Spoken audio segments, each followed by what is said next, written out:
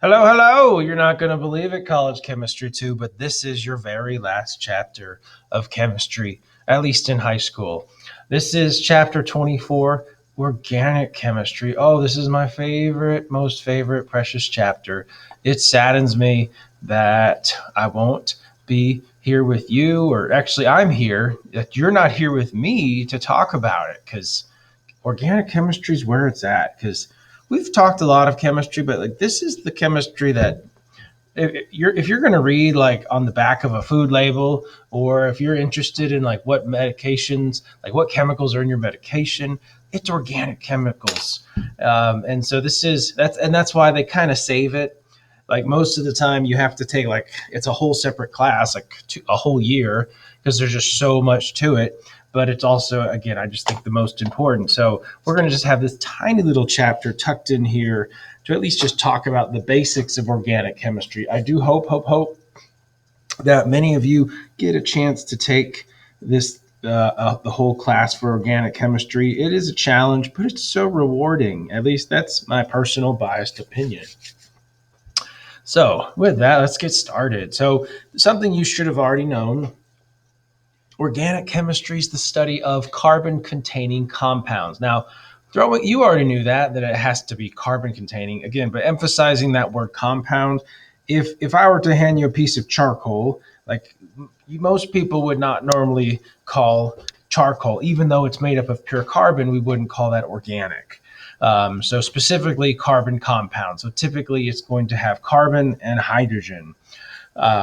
And so here are some of the key elements that we'll see. So carbon, hydrogen, and then there's a bunch of others. There are other things that can attach to carbon, but this is probably like the most common ones that you'll see. Again, the word organic comes from the word organized, where originally they thought if knowing that the chemicals of inside of a living cell, um, that's not what I want to talk. The ones that were inside of a living cell, those are highly organized. The cells are compartmentalized with we have lysosomes and the mitochondria and Golgi apparatus, and so everything's very organized, and they called that organic. So there was a time where what we call now biochem, we called organic, but eventually they opened it up to just because we found a whole bunch of other not necessarily things from life that were carbon containing. So we made this term a little bit broader to because of just how many carbon containing things there were. So this is a review. I'm going to skip past this slide. You should be pretty confident in your Lewis structure drawings. And so again, we don't care about ionic compounds in this chapter. We won't worry about expanded octets. It's going to pretty much be, oh, carbon, yep, it's got 4 bonds. Nitrogen family, 3.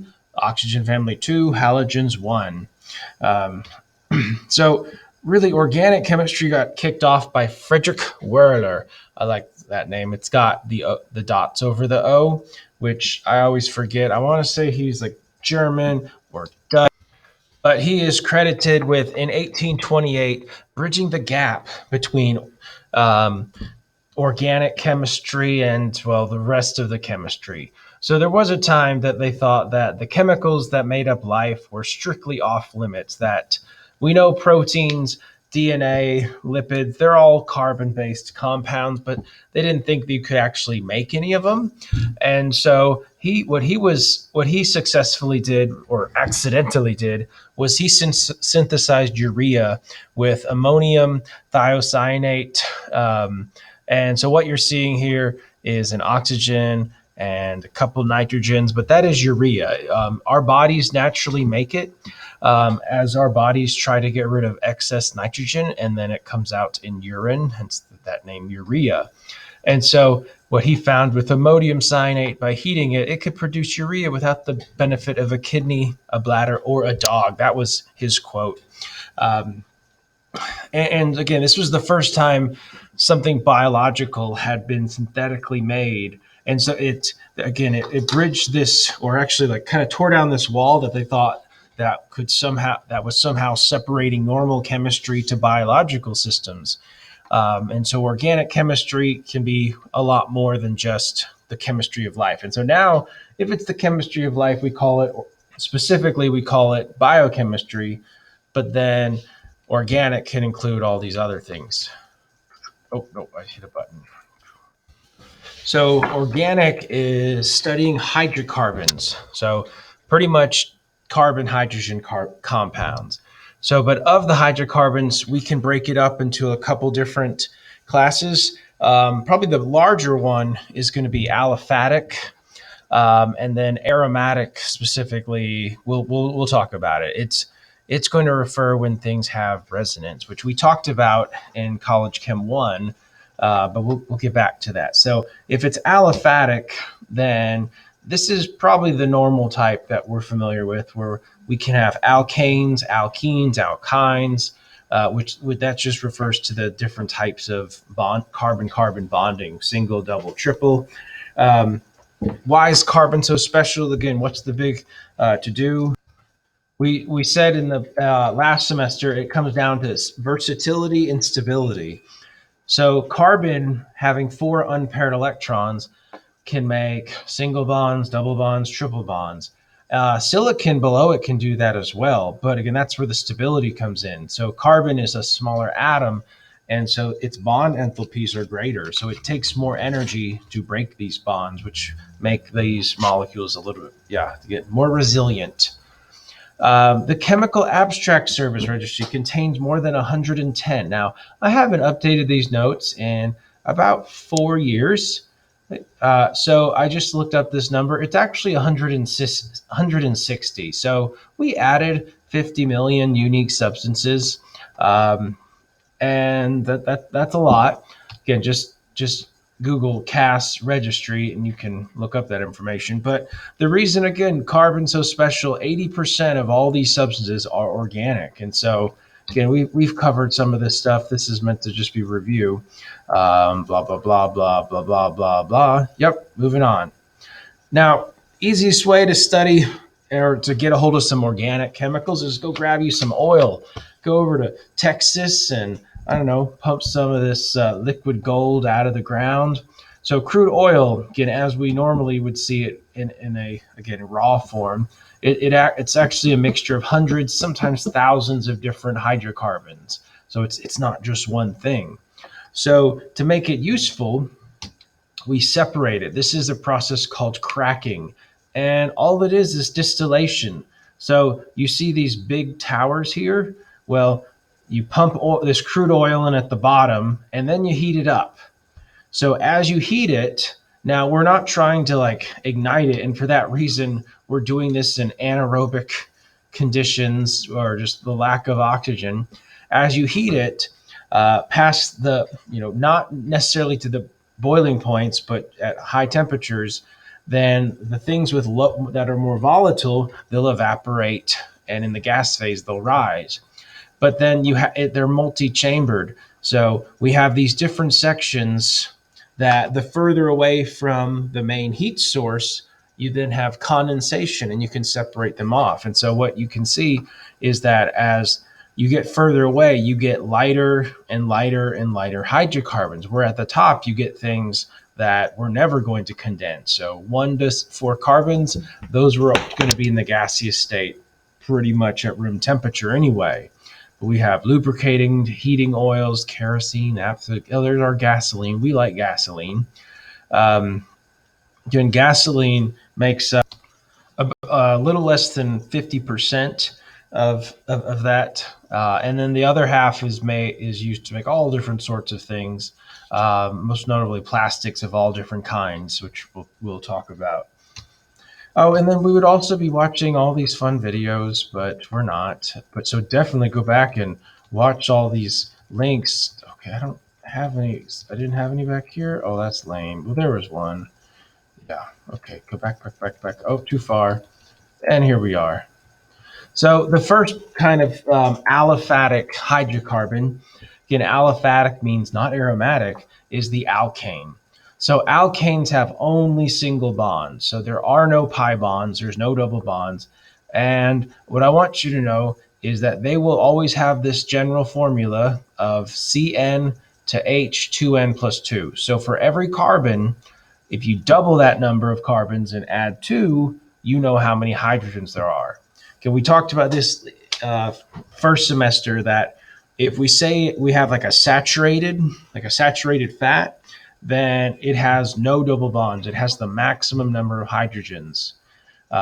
So here's methane. It has 1 carbon, and 1 times 2 is 2, plus 2 is 4 hydrogens.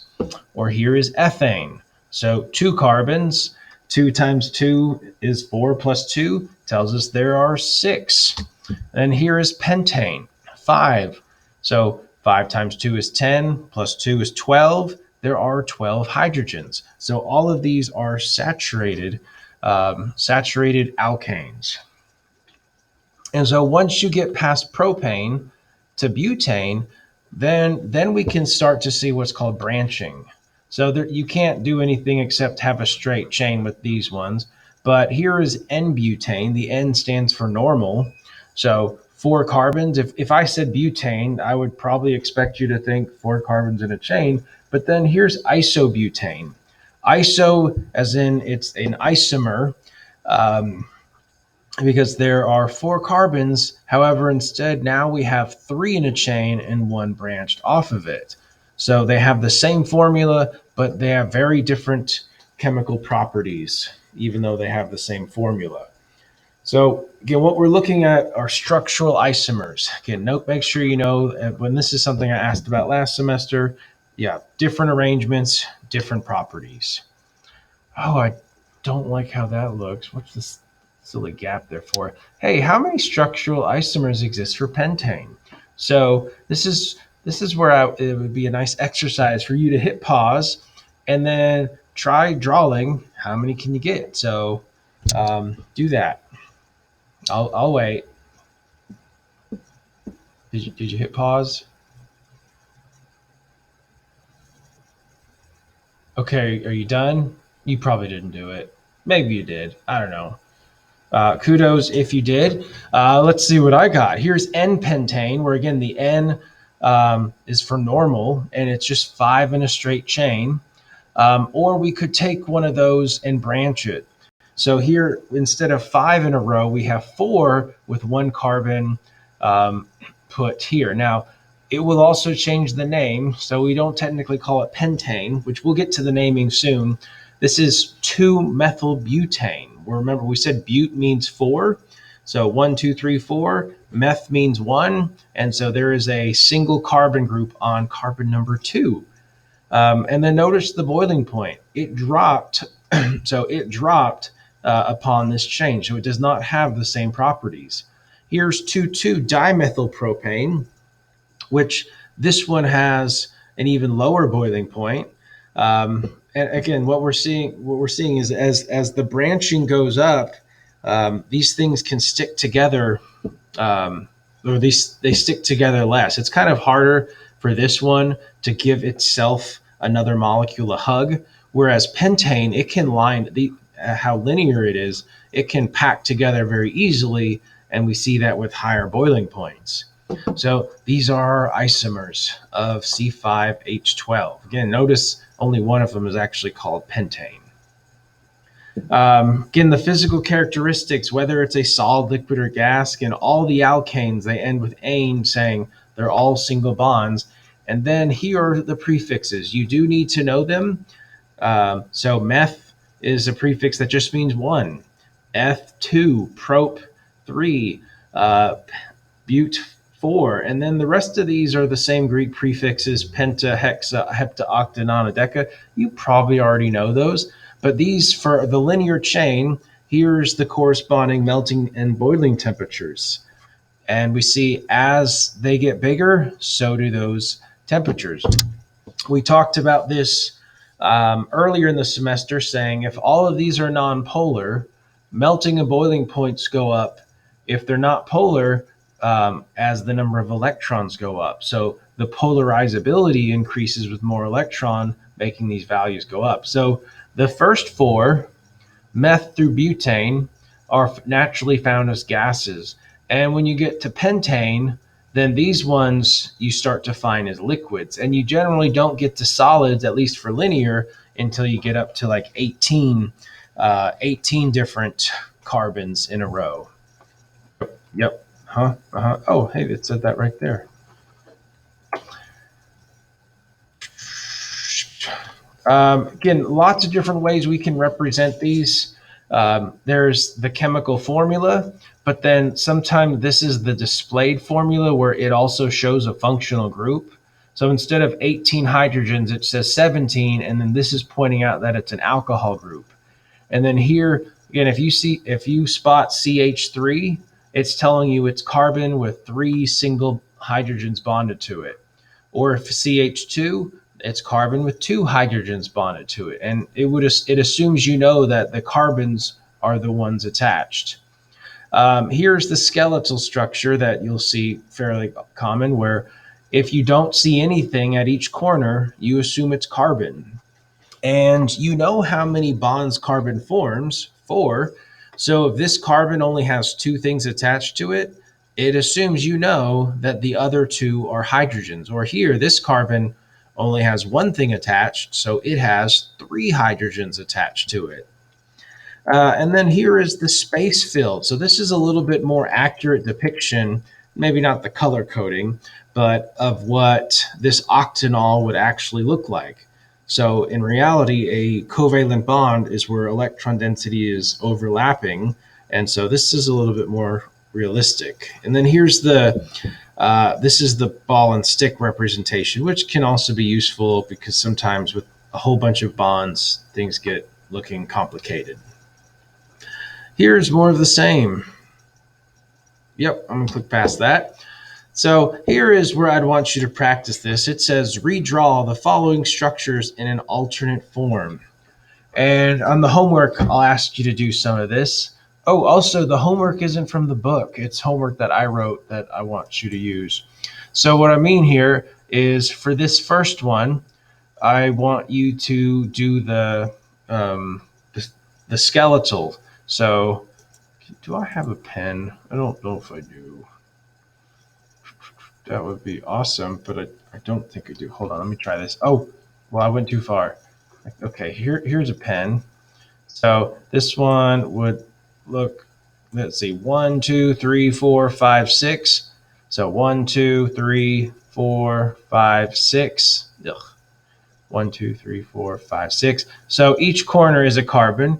And on this carbon, there's 2 other carbons coming off. So I'm going to do that. And on 1, 2, 3, on this carbon, 1, 2, 3, 4, there's another carbon.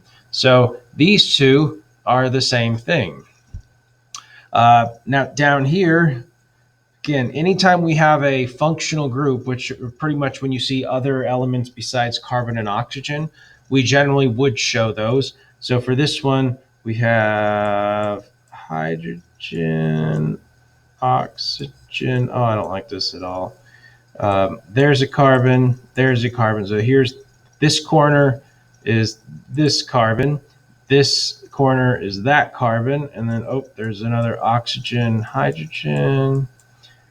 Then there's that carbon to oxygen, carbon to double bond, oxygen, carbon, carbon. Oh, and there's a double bond, and that makes a ring. This thing is not easy to use. Oxygen, hydrogen, oxygen, hydrogen. So something like that. Basically, again, on the homework, just do that. And then for these ones, this is where I want you to like do the opposite. Like, okay, so if you only see the ending, that's a carbon with 3 hydrogens attached. And that's a carbon, and that's a carbon, and that's a carbon. And then same thing over here. Okay, now how do I make all this stuff go away? Nope. Oh, that didn't do it. Maybe. Yep, now it's gone. Okay, so let's talk naming. So to name, we are going to count the longest continuous chain. And so if you were to look at this one, you count 1, 2, 3, 4, 5, 6, 7, and there are 8 carbons, but it's not going to be an octane. What's important is that the longest continuous chain is 7. So that 7 tells us it's going to have an octa. 1, 2, 3, 4, 5, 6, 7. What we're not going to do is also count a shorter chain like 1, 2, 3, 4, and then call that 5. That's a no-no. So the longest continuous. So with 7, this is heptane. There's no double bonds, so it's hept and it's ane. So then what we're going to do is look for things that branch off. These are called alkyl groups. So alkyl as an alkane, and if it ends in YL, it's something that's kind of like sticking off on the side. It's a growth, maybe, not really. So carbon branches from the continuous longage. You might hear me use the word substituent, so as in substitute. So what is this carbon replacing? It's substituting another hydrogen. Notice the rest of these are CH2, CH2, CH2. This is just CH. So this is a substitution for one of those hydrogens. Now, if CH4 is called methane, as an alkyl group, we call it as a substituent a methyl group. And so this one, because it's on carbon 4, this one is going to be called 4-methylheptane. I feel like it should say that somewhere. Oh, there it is, 4-methylheptane. So when we name these things, we're going to see that, in my opinion, it kind of, you almost read it from the right to the left. Like the thing at the very end is going to be the main thing, but you start with all the dressing, all the stuff that's going to go on top of it. And so here are some other alkyl groups. So if it's a single carbon, methyl. If it's 2, it's ethyl. If it's 3 in a row, it's propyl. If it's 4 in a row, it's butyl, just like butane. If it's 3 that are branched, instead of normal propyl, it's isopropyl. Like you may have heard of isopropyl alcohol, and I'll show the structure of that in a bit. And then here, 4 carbons, instead of N-butyl, it's T-butyl, and that stands for tertiary, which I don't know if that'll come up, but the fact that this carbon is attached to 4 other carbons makes it a tertiary carbon, as opposed to this carbon would be referred to as a secondary because it only has 3 things. Actually, I think I'm making that up. Sorry. So the ones on the end, methyl would be a primary carbon where it has 3 hydrogens. CH2, these are secondary. And this T, again, that tertiary is when it has 3 things, 1, 2, 3. And you I don't think you have to know that, but these are all different alkyl groups. So also when we're looking at alkyl groups, we're going to number them that would give them the smaller number. So if you look at these two, top and bottom, you might think that, hey, those are 2 different molecules. They're actually the same. They're just turned around. So but we want to know, should we count this 1, 2, 3, 4, 5 and call this 2-methylpentane? Or should we, when we flip it around, 1, 2, 3, 4, 5, call this 4-methylpentane? So based on this rule, we're going to call it 2-methylpentane. So it's the same thing, just turned around. So wherever there's branching, you're going to start counting closer to that end. So take a second and look at this and ask yourself, hey, what's the longest number of carbons? So I see we could go 1, 2, 3. Yep, that's not it. 1, 2, 3, 4, 5. That's a little better. 1, 2, 3, 4, 5, 6. 1, 2, 3, 4, 5, 6. So we kind of have a couple different options where there's 6. But again, we're going to pick where we would get the alkyl group with the lowest number.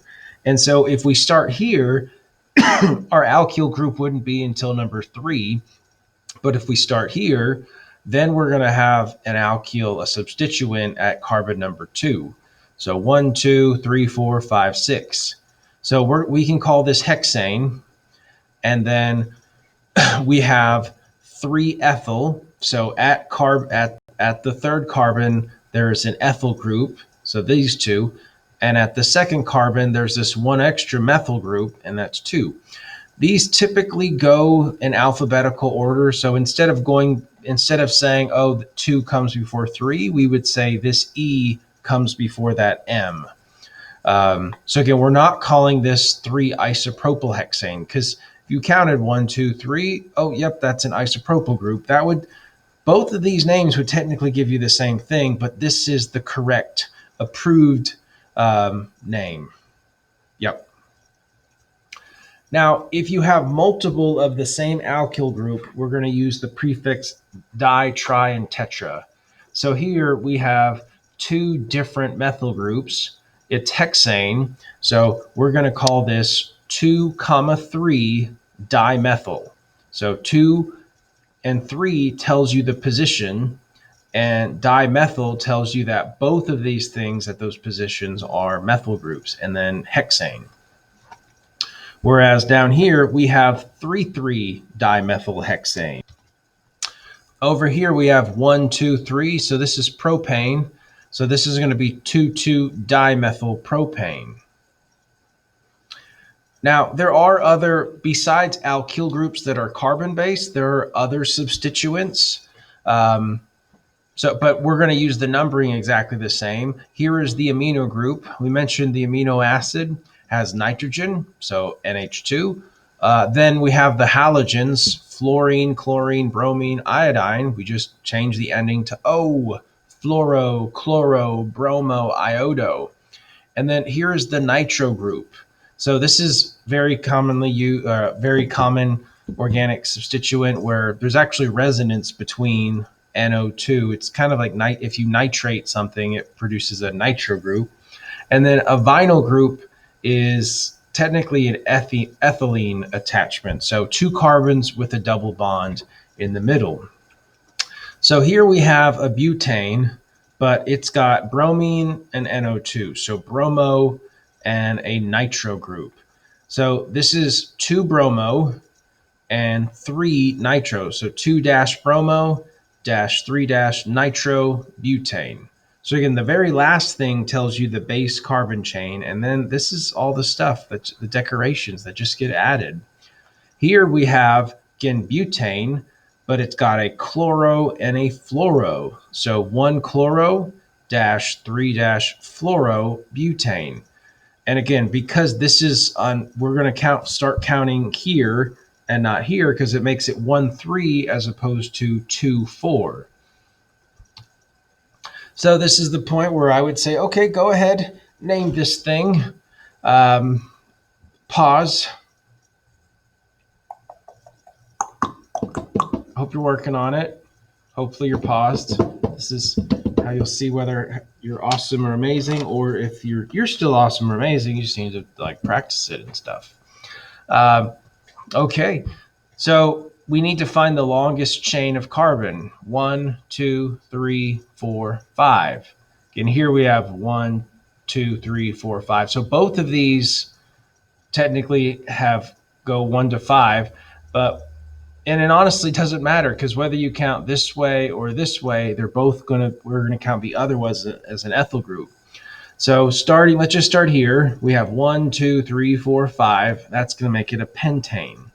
So then on carbon 2, there is 2 different methyl groups. So that's going to make it 2,2 dimethyl. And then we have an ethyl group at carbon 3. So 3-ethyl - 2,2 dimethyl. And I know I mentioned these go alphabetically. Notice we're ignoring the di. So E for ethyl goes before M for methyl, and then pentane. Now over here we have 1, 2, 3, 4, 5, 6. So it's hexane. And we have 2,2-dimethyl and then 1, 2, 3, 4. And that's going to be 2, 4 trimethyl. So 3 different methyl groups, trimethyl. So then here we want to draw this structure. And I'll try drawing it. It'll just look ugly.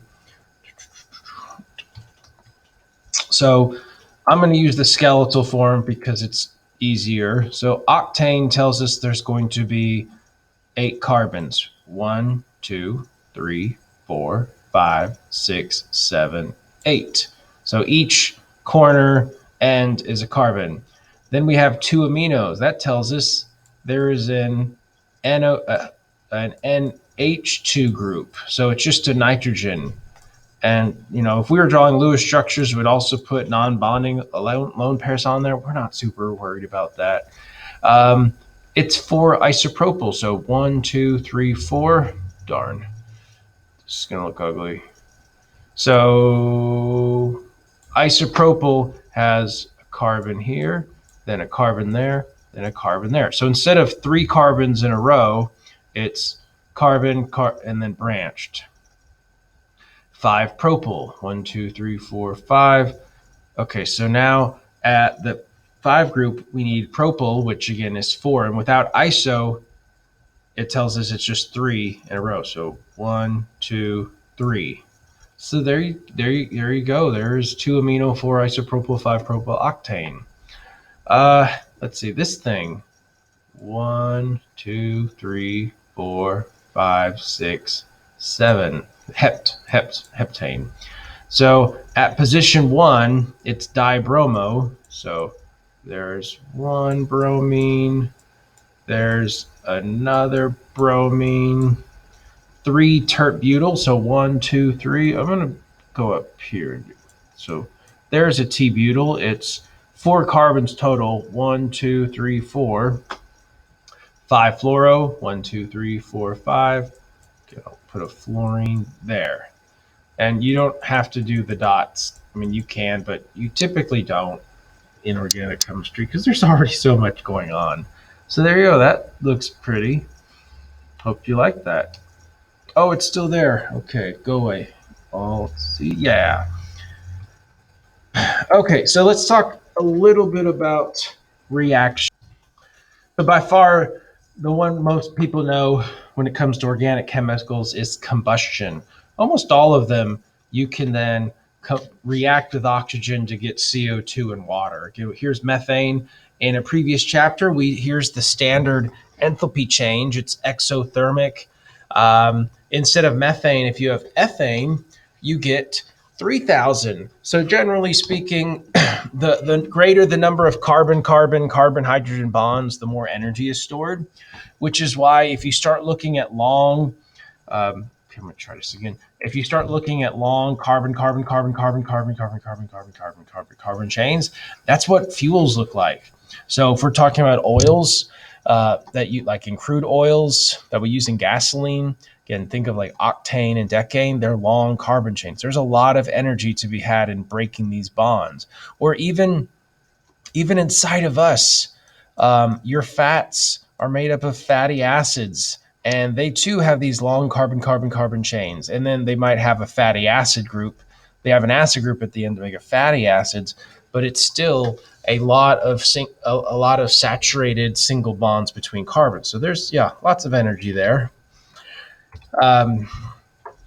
We're not going to go into great detail because there's just so much on terms of reactions, but halogenation, I feel like the name's pretty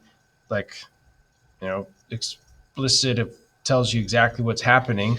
So you can, using a little bit of light energy, you can cause chlorine to break up into 2 chlorine free radicals, and it can then kick off hydrogen and make chloromethane.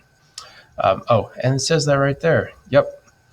Here's a nice video if you want to see more about alkane reactions. Again, we're not going to talk a whole about the reactions of organic chemistry because that's like a whole nother year that we don't have to talk about it. I'd like to, but it's okay. Now, one notable thing I want you to be aware of, if we're talking about carbon that alkanes where they're all single bonds, is chirality. Now, I mentioned this like in chapter 9 or 10 last semester, but what's notable is that carbon, when it has 4 different things bonded to it, there are 2 different isomers that have identical bonding. Like the 4 same things could be bonded to it, but they could be the mirror image. They have a different spatial arrangement. These are what are known as enantiomers, and there's some different notations, S and R, that tells you which ones. And so they look identical, but they're chemically distinct. Again, I mentioned this before. I told you to look at your hands and said, hey, they look pretty much the same. But if you try to superimpose them on top of each other, you just can't do it. They're mere opposites. Now, these were discovered like over 100 years ago because they were found to be optically active. That means if you shine polarized light into a solution of a polar molecule, it will bend it. But if you use the other enantiomer, it will bend it in the opposite direction. Here's a video down here that talks about that. You should do that. Again, this is an important concept for even biochemistry because 19 of your 20 amino acids are chiral. So that means every single one of your proteins has a distinct enantiomer where pretty much every amino acid uses the L form. And there's also the D form, which is slightly different than S and R, but we don't really care about that. But only one amino acid, glycine, the smallest. The only reason it doesn't have an isomer is it doesn't have 4 distinct things bonded to it. So it can't. But yeah, watch that video and you should do that. So again, here's a little bit more about that. So here's a molecule that is achiral. So it only has 3 distinct things bonded. So with 2 of these things being hydrogen, if you look at their mirror images, they're exactly the same. But if you have 4 things that are different, so change this hydrogen to a fluorine, now these are chiral. So again, it takes 4 unique bonds. And there's a bell. And that tells us 2:39, looking at the schedule. 7th period is either starting or ending.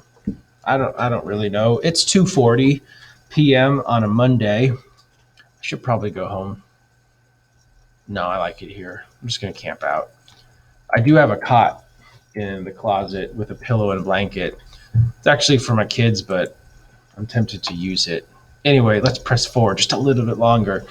Now, this is just a fun fact. If you've ever read or watched any of the movies of Lewis Carroll's Alice's Adventure in Wonderland, this is not necessarily it wasn't the first one. It was the sequel. She talks about Through the Looking Glass. She's kind of talking to herself, and she's looking at a cat drinking its milk through the mirror, and she says, "How would you like to live in a looking glass house, kitty? I wonder if they'd give you milk, but perhaps the looking glass milk isn't good to drink." And she would be exactly right. So here's milk sugar, lactose. But then here is if you inverted every single one of what we would call chiral centers. So again, these bold lines and dashed lines tell you whether they're coming towards you or away. And what's important to note is that when it comes to proteins, specifically enzymes, they are very sensitive to structure and spatial arrangements. And so this is beta galactosidase. This is what allows your body to drink milk and break apart lactose. But if you were to drink this, not that you would die, but you would basically have the exact same symptoms of someone who is lactose intolerant, because this enzyme would not work on the mirror image. And if you're lactose intolerant, it's because your body stops producing this super wonderful enzyme, and you can't eat ice cream or yogurt or put milk in your cereal, and that would be sad. I'm sorry if you're lactose intolerant. I feel bad for you. Now, a couple of fun examples. This is not really fun. This is thalidomide. I want to say I showed you a video once that talked about it, but it exists as 2 different enantiomers. And in the 50s was sold as a drug for morning sickness because it had a sedative effect. But when it went on the market after some initial trials, and this is only in Europe, thankfully, the FDA was not convinced it was safe yet, so it was never administered in the US. But over in Europe, around the same time, about 10,000 babies were born with severe birth defects, and most of them didn't even live. And what they eventually figured out was when this stuff is administered, that half of it exists in a mutagenic form. So all again, notice the bold line to dashed line. So the mirror image, this one, um, this one is mutagenic, um, which means it can mess with the DNA, and that's a big problem. Um, so it exists as a what's called a racemic mixture, which tells you that there's pretty much equal amounts of both. Um, Now that thing got moved. This is ibuprofen. It is, and this is the active enantiomer. But it's technically true that when you take ibuprofen, only 50% of it's actually doing something, because the other the other isomer enantiomer is inert. It doesn't have that non-steroidal anti-inflammatory drug response. But fortunately, it does not have negative side effects like it did up here. Okay, so to spot chirality, I'm asking you to circle the chiral centers.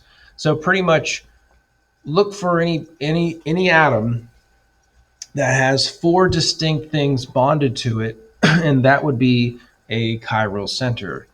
Now, when I say things, it could, like, if we look at this carbon, this one is this one is chiral, because you'd say, well, there's a chlorine, a hydrogen, a methyl group, and collectively that is I meant to number that. That is a ethyl group, I guess you could call it. But since those are four different things, yes, this is chiral. Over here, if you look at this carbon, three of them are hydrogen, two of them are hydrogen, and two carbon. So those are not chiral. But this one, this would be chiral, because it's got this whole thing over here, a methyl group, an ethyl group, and a hydrogen. Two of these are hydrogen, so that's a no. And this has three that are all carbon, so that's a no. So this has one chiral center. Again, that's the point where you could flip it, and that's where it would matter, whether the hydrogen was coming off this way or that way. This is alanine. No, this is glycine. And so where most amino acids have a chiral center right here, since this one has two hydrogens, this one is not chiral. For all the other amino acids, one of these hydrogens is something else, and they are chiral. Here, again, this one's a little bit harder to point out, because you have to also be able to recognize, well, what's attached to this carbon here? And it's three hydrogens. What about this? One hydrogen. But again, two are carbon, so that's not chiral. Or this has two hydrogens, so nope. These are all identical. Nope, nope. But right here, you would say, here's one group, and that methyl group is another, and this whole thing is like a big third group, and then there's going to be a single hydrogen coming off that's just not shown, but there's a chiral center. So these three are all chiral, and this one is not. Now, some might have multiple chiral centers. These ones just happen to not. Oh, hey, look, there's things. Okay, so let me get rid of mine. Yep. Oh, there's that ibuprofen again. And then lastly, we'll finish with this cycloalkanes. So cyclo, because whenever you hear cyclo, there's some type of ring. And I know when we think ring, we think circular, 360 degrees. That looks like a ring.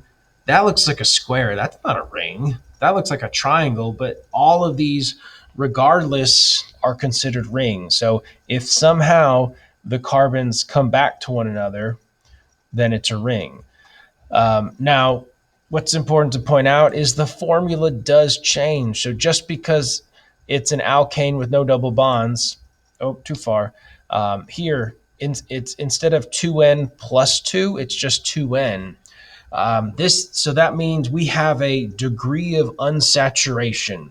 So every time there's two less hydrogens, that is 1 degree of unsaturation. And so in the next video, we'll talk about double bonds, which is another degree of unsaturation. Here, adding a ring introduces it. So if we said hexane, it'd be 6 carbons in a row, but cyclohexane is just 6 carbons put into a ring, or cyclopentane, butane, propane. Again, these ones are really, really unstable because the bond angles are very strained. It doesn't like that. But we're going to stop here. And yeah, we'll pick up next time with alkenes and alkynes. And we'll start looking at different functional groups. I hope you have a super magical, fantastic day.